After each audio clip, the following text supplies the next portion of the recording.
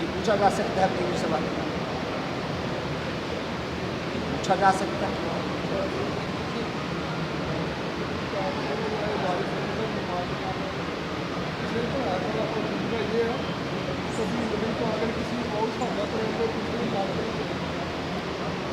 دو سوال بزرگ فرما رہے ہیں، کہتے ہیں کہ نبی کریم صلی اللہ تعالیٰ علیہ وآلہ وسلم کا نماز جنازہ کس نے پڑھایا، اور دو کیا امام الانبیاء علیہ السلام نے بھی کبھی کسی صحابی کے پیچھے نماز ادا کی؟ تو جواب یہ ہے کہ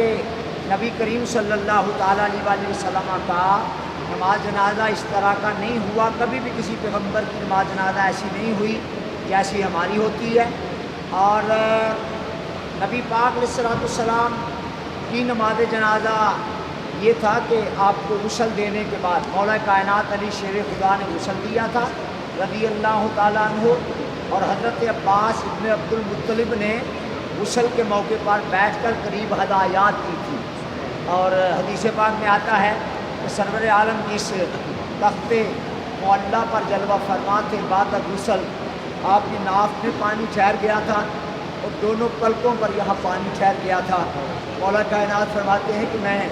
اب اس کے لیے سوچ رہا تھا کہ کیا کیا جائے، چچا جان کی طرف میں دیکھ رہا تھا وہ کوئی ہدایت دیں، لیکن وہ انہوں نے ابھی کچھ نہ فرمایا۔ میں نے ایک ہاتھ تخت کے ایک جانب رکھا اور ایک ادھر رکھا، یہاں بھی اپنے دونوں ہونٹ رکھ کر رسول اللہ کی ناف میں رکا ہوا پانی چوس لیا، اور پلکوں پر جو پانی بعد غسل رہ گیا تھا وہ بھی میں نے ہونٹ رکھ کر چوس لیا، اور ادھر بھی جو پانی ٹھہر گیا تھا وہ بھی ہونٹ رکھ کر چوس لیا۔ بعد میں کسی نے پوچھا تھا اے علی آپ نے وہ مبارک پانی چوسا تھا بعد غسل نبی پاک علیہ السلام کی ناف میں جو ٹھہرا تھا اور جو پلکوں پر رہ گیا تھا، فائدہ کیا ہوا؟ فرمایا اس پانی کے چوسنے اور پینے سے پہلے عرش معلیٰ سے نیچے تک میں دیکھ لیا کرتا تھا، جب سے وہ پانی پیا تھا اس کے بعد میری نظر عرش معلیٰ کے اوپر تک چلی جاتی۔ تو نبی پاک علیہ السلام کو غسل دینے کے بعد کفن پہنانے کے بعد حجرہ عائشہ ام المومنین میں جلوہ فرما کروا دیا گیا۔ ایک دروازے سے 10 صحابہ کرام داخل ہوتے، سرکار کا چہرہ پرانوار دیکھتے اور درود و سلام پڑھتے ہوئے دوسرے دروازے سے نکل جاتے۔ 3 دن اور 3 راتیں یہ سلسلہ جاری رہا، بس یہی آپ کی نماز جنازہ تھی اور یہی آپ کو زیبا تھی۔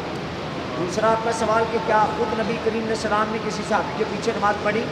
جی 2 صحابہ کے پیچھے آپ نے نماز ادا فرمائی،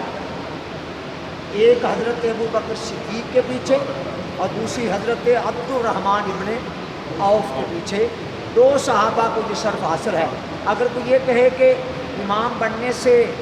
افضلیت اور مفضولیت کا مسئلہ آ جاتا ہے، یاد رہے اگر افضل مفضول کے پیچھے کھڑا ہو کر نماز پڑھے تو اس سے اس کی افضلیت میں کوئی فرق نہیں آتا، بلکہ مفضول نوازا جاتا ہے۔ میں نے خود اپنی آنکھوں سے دیکھا، کئی بار مولانا شاہ احمد نورانی صدیقی دنیا کا اپنے زمانے کا سب سے بڑا عالم تھا اور سب سے بڑا پیر تھا، سب سے بڑا محقق تھا، امام صاحب کو کہتے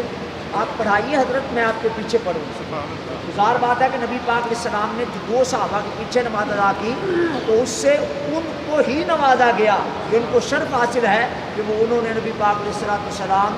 کے لیے آگے کھڑے ہو کر نماز پڑھائی۔ بہرحال اس سے افضلیت رسول پاک ہی کی ثابت ہے صلی اللہ تعالیٰ علیہ وآلہ وسلم، اور 2 صحابہ کو آپ نے یوں بھی نوازا اور بتایا کہ کبھی ایسا بھی کر لیا کرو کہ اگر کسی مسجد کا امام کم پڑھا لکھا بھی ہے اور بڑا عالم بعد میں آئے اس کے پیچھے نماز پڑھ لے، اور اس کا معنی یہ ہے کہ ان کا عجز